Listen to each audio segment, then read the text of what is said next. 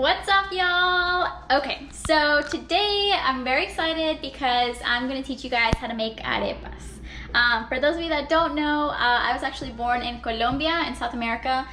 So this was something that, you know, I would ask my mom to make almost daily. They're so delicious and you can eat them for breakfast, for lunch, for dinner.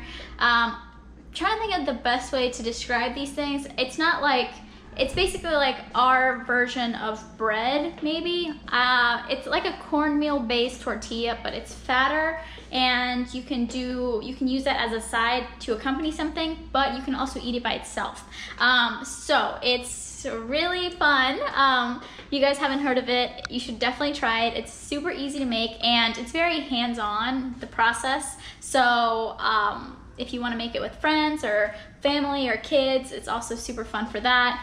You can also make them and then freeze them, and then you can just reheat them later, which is what I'm gonna do today. But today we will be making arepas with chicken, and I may put some avocado and cheese on top and show you guys how to make a really easy salsa rosada. So I'm very excited. I hope you guys like it, and let's do it.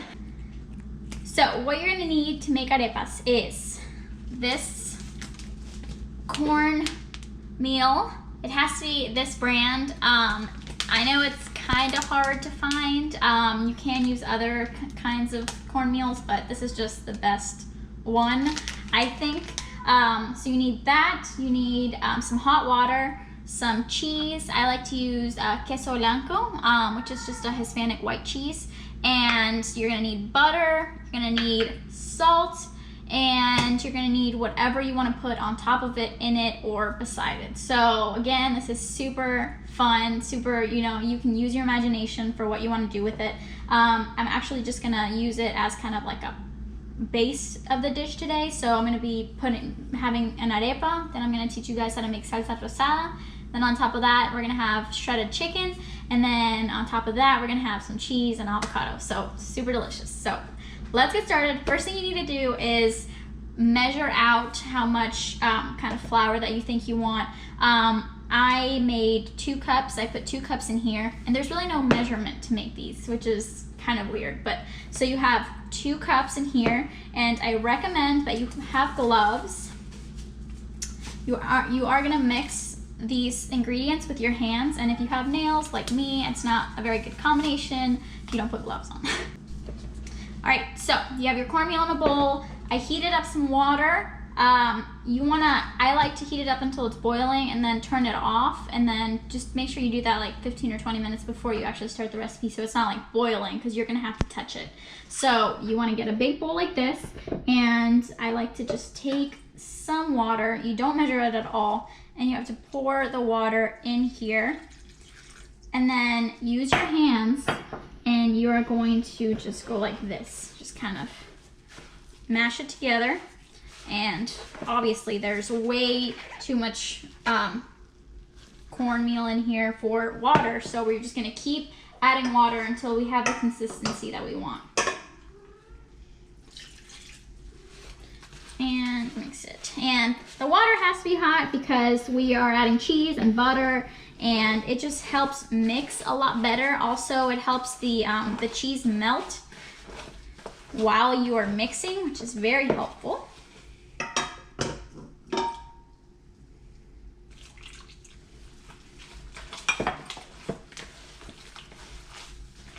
Okay. So, how do you know if it's ready, the dough is ready? You will know because it won't stick on your gloves or your fingers like this. So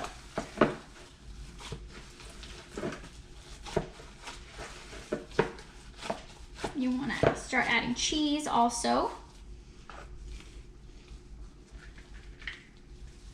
And don't be shy with the butter.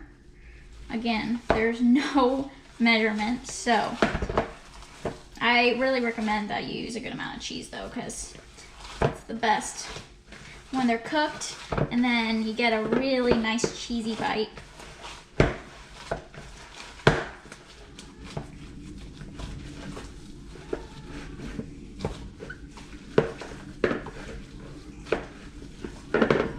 All right, so we are are getting close to the consistency that we want. You see, so when you grab it, basically, when you let go, you don't want anything on your hands. That's when you know that it's the consistency that we want. So now we just have to make the taste there. So make sure you have some salt.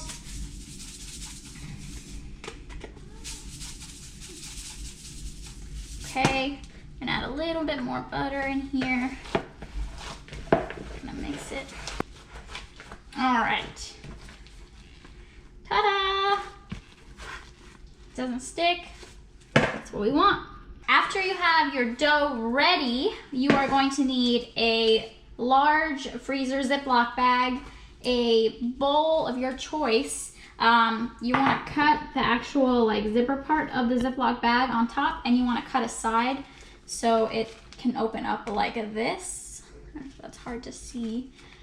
And then you're going to need a bowl, because this is what you're going to use to kind of make the shape of your arepas. So if you want to make smaller arepas, then I would maybe recommend using a cup, but this is like a really good size for me. So what you're going to do is you're going to take a chunk of the dough like so, and you're going to stick it between, like inside of the Ziploc bag in the middle, and then you're going to put it down, put the top down, and you're just gonna basically like squish it. You don't want it to be super, super flat, because it just tastes better when it's kind of thick.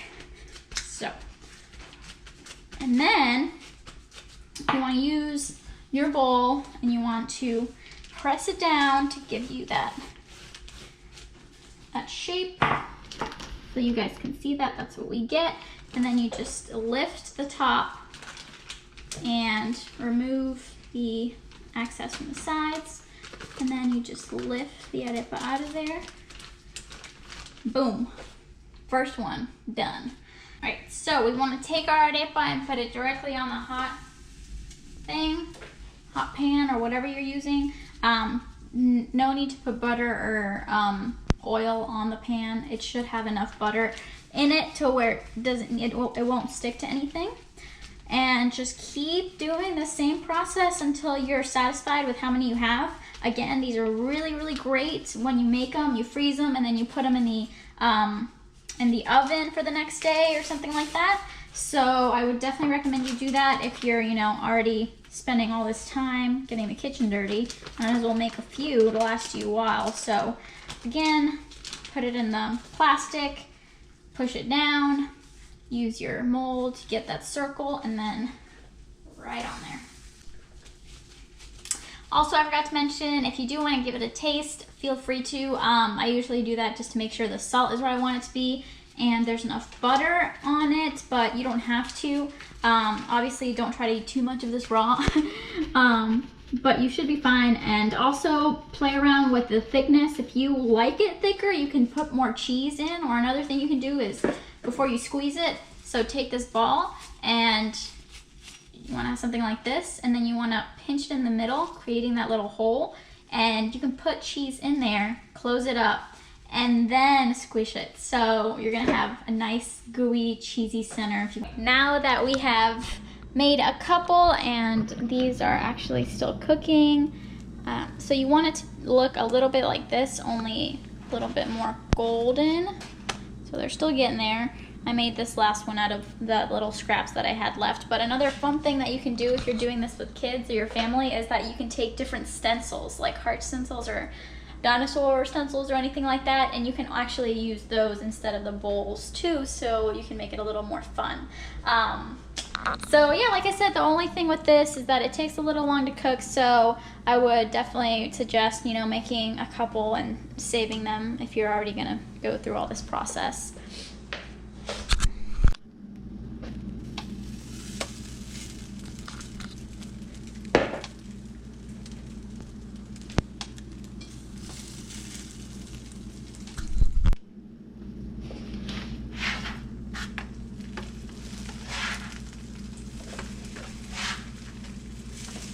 Alright, almost done, y'all. So while those are cooking, you want to get the sauce ready. So this is what we call salsa rosada. It's literally just ketchup and mayo, guys. And it literally, the name literally translates to pink sauce. So we're gonna get those arepas off the pan, and then we're gonna put salsa rosada on top, and then we're gonna put a layer of shredded chicken on top, and then some cheese, and lastly some avocado. And again, this is just one arepa recipe. You can put whatever you want on top: beef, chicken, steak. My parents usually eat, like, we'll make smaller arepas and then maybe like cook a steak and then put the arepa next to it with some butter and some cheese. Oh, that's really good in the morning too. Oh my gosh, y'all, arepas for breakfast. That is the way to go. Anyways, all right, just getting ready to put everything on top. Got my shredded chicken right here. Got my salsa rosada right here. And got some avocado slices. And also I got some cheese, some of that same white cheese. Look how cool this thing is, y'all. I just found this at Rouse's. It's like $2.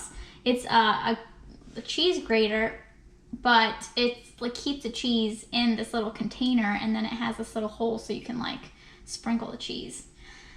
It's the little things, y'all. It's the little things. Anyway, how do you know your arepa is ready? You can take it and cut it like this.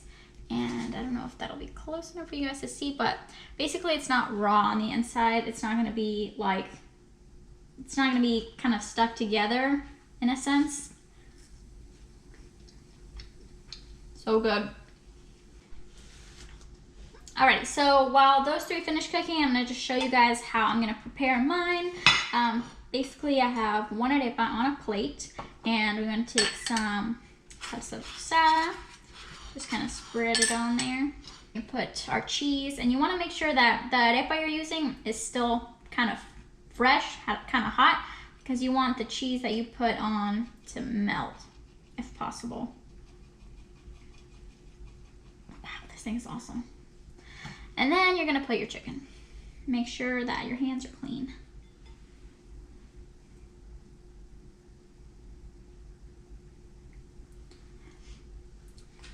A little bit more. And lastly, we're gonna put our avocado. And we are done.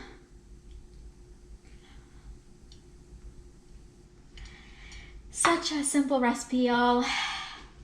Well, thank you guys for watching. Again, if you try this at home, please let me know what you think. If you try it with any other combination of stuff, also let me know. I'd love to hear some feedback from you guys, and thank you so much for watching. See you next time.